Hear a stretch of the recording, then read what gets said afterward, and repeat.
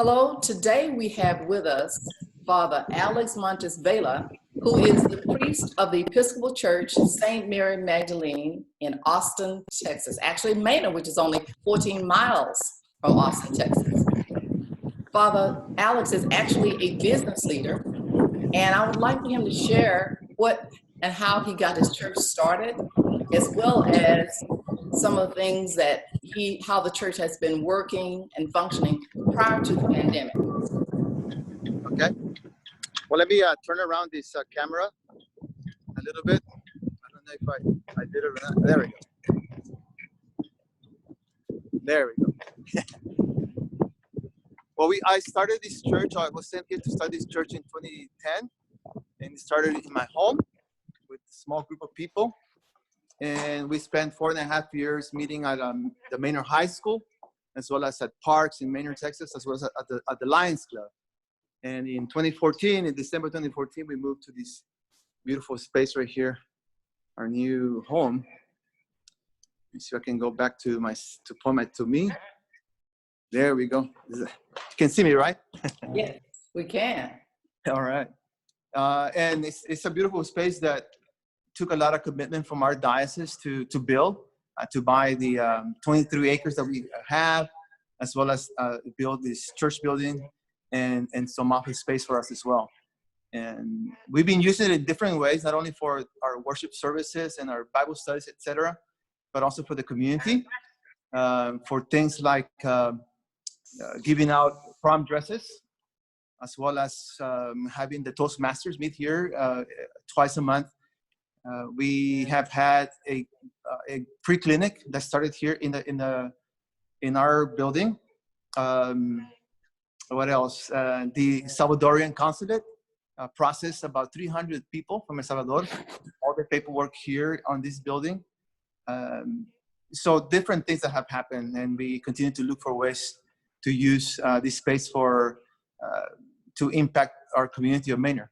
And I think tomorrow, which will be Wednesday, the feeding program, that has been happening at the Lions Club will be moving here. And so, once again, another opportunity to partner with people that are doing great things for Manor and putting our resources together to make a bigger impact.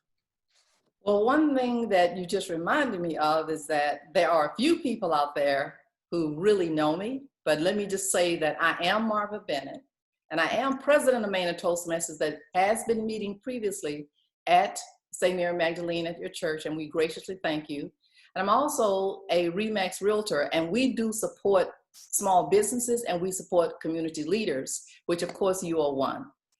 Now that we have had the pandemic to come upon us, would you share with us how you have adjusted and some insight into how that has affected you in the congregation?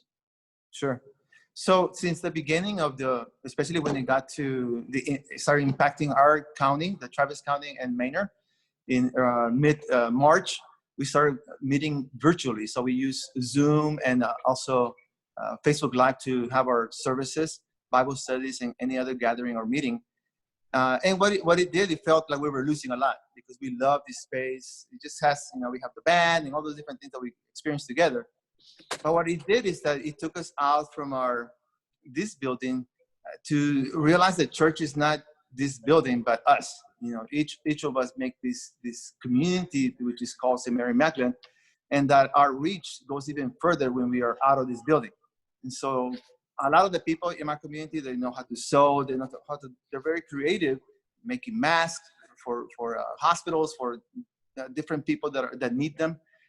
So they're serving in different ways that otherwise we would have not been doing. And so it not only gave them some insights, all of us, of what God is calling us to do and to how to serve our community, but actually using those things that may not look like churchy things, but there are part of what God has called us to use. So our understanding of what church is has expanded. It has gone beyond our walls. And we hope that we don't lose that as we come back and start meeting in person, that in addition to meeting in person in this beautiful building, we continue to do those things that we have learned to do during this pandemic. So I really like that. Well, you did mention that it has allowed outreach to be further out than just the four walls, which is great. And I understand that you've actually done some interfaith communication with other groups. Tell us about that. Well, that's one of the things, one of our nearest neighbors is the Muslim community center. That just down, I mean, I could walk from here and there and get there. But we never had looked for the opportunity to meet and to connect and to just cross paths and get to know each other. And through the feeding program here in Manor, they are participating as well. The group from the Muslim community center are participating too. So we crossed paths and we were able to talk and just start thinking about what could be the future for us as we get to know each other even more and partner in doing things for the Manor community. So I think that's gonna open our doors to, in our own minds, and understanding of who we are and who God is, to even a greater way. So I'm excited to see what that relationship can develop into. And so I'm grateful that, one thing that I'm grateful about the pandemic is that it took us out to be able to cross paths somewhere else. Well, you and I both are members of the Manor Chamber of Commerce, and several other members and businesses have been making further adjustments because this past Friday, the governor did give an order to partially open up businesses and organizations. Does that affect how you're going to transition into using the church more fully? How is that? What kind of discussions you're having on that? Yeah, we're having a very open discussion with our community so that we can hear what they have to say, how they feel. Because one of the things that we have aspired to be is to be a multi-ethnic community.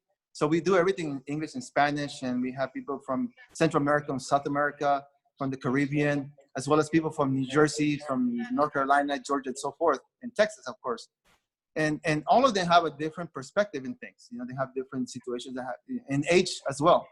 So we have to hear how they feel, all of us, because we have to take into consideration that loving each other is being able to keep everybody safe and healthy. So we have to, not only the people that feel that, oh, we can come in and just be together very, very quickly, but always thinking about those who will be isolated still, and for their own safety. And so I don't know when we'll start meeting, probably by the end of May or early June, or maybe mid-June, but we have to take it step by step. Just hearing what the health officials are saying, as well as our diocese, our bishops. That sounds like a great plan, and maybe we'll put you in Washington and some other places so that people can kind of be a little bit more cognizant and aware of the fact that you've got different age groups, some more susceptible than others, and you have the eager beavers who never thought it was a thing going on at all. So I like your balanced approach, and as you always do when you're dealing with the community, you reach out and you connect.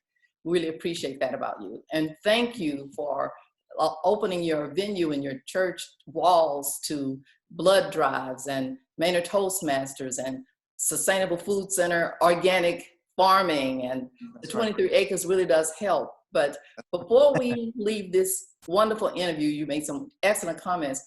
What would you like to kind of leave the audience with as a parting thought? Well, I think the second question that you asked me about who have we connected with, I think this community is very diverse, Manor. And there's a freeway that is huge that is dividing Manor into two parts. And I think what it has taught me, this whole situation and connecting with people that otherwise I wouldn't have connected, is that I need to leave this space over here on the north side of 290 and connect with the south side of 290.